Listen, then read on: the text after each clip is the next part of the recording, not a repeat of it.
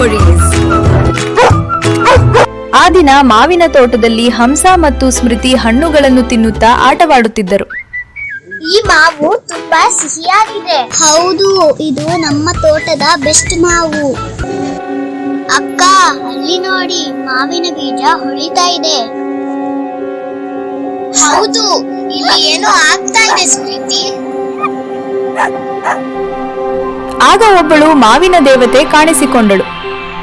ನಾನು ಕಾವ್ಯ, ಮಾವಿನ ಹಣ್ಣಿನ ದೇವತೆ. ಈ ಮಾವಿನ ಬೀಜವನ್ನು ಕಾಡಿಗೆ ತಂದು ಹಾಕಬೇಕು. ಇಲ್ಲವಾದರೆ ಏನಾಗುತ್ತದೆ?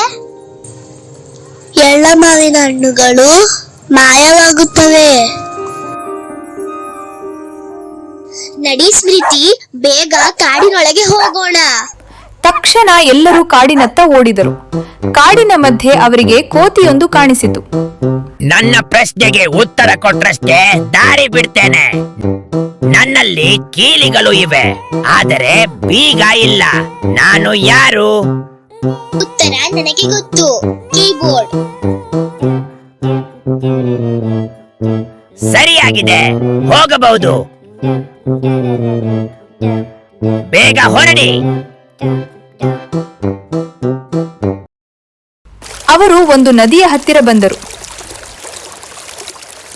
ಅಕ್ಕ, ನದಿ ತುಂಬಾ ದೊಡ್ಡದು. ಅಕ್ಕ, ನಾನು ಬೀಳ್ತೀನಿ. ಯೋಚನೆ ಮಾಡಬೇಡ ಸ್ಮೃತಿ, ಬಿಟ್ಟು ನಮ್ಮ ಜೊತೆ ಇದ್ದಾನೆ. ಬಿಟ್ಟು ನಮ್ಮ ಹೀರೋ. ಜಾಗ್ರತೆ, ನಿಧಾನವಾಗಿ ಬಾ. ನಂತರ ನದಿಯನ್ನು ದಾಟಿ ಕಾಡಿನೊಳಗೆ ಹುಡುಕಲು ಹೊರಟರು. ಅಕ್ಕ, ಅಲ್ಲಿ ನೋಡಿ, ಆ ಮರ ಹೊಳೆಯುತ್ತಾ ಇದೆ.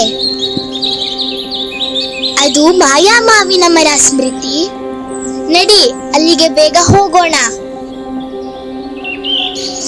ಬೇಗ, ಸಮಯ ಕಡಿಮೆ ಇದೆ. ಮಾವಿನ ಬೀಜವನ್ನು ನೆಡು ಸ್ಮೃತಿ. ತಕ್ಷಣ ಅಲ್ಲೊಂದು ದೊಡ್ಡ ಮಾವಿನ ಮರವು ಬೆಳೆಯಿತು. ಮಾವಿನ ತೋಟವನ್ನು ಉಳಿಸಿದ್ದೀರಿ. ಮಾವಿನ ತೋಟವನ್ನು ಕಾಪಾಡಿದ್ದಕ್ಕಾಗಿ ನಿಮಗೆ ಧನ್ಯವಾದಗಳು. ಮಾವಿನ ದೇವತೆಗೆ ಧನ್ಯವಾದ ಹೇಳಿ ಮನೆಯತ್ತ ಹೊರಟರು. ನಮ್ಮ ಸ್ಟೋರಿ ಇಷ್ಟವಾದಲ್ಲಿ ದಯವಿಟ್ಟು ಲೈಕ್ ಮಾಡಿ, ಶೇರ್ ಮಾಡಿ ಮತ್ತು ನಮ್ಮ ಚಾನೆಲ್ ಅನ್ನು ಸಬ್ಸ್ಕ್ರೈಬ್ ಮಾಡಿ. ಧನ್ಯವಾದಗಳು. ಬಾಯ್.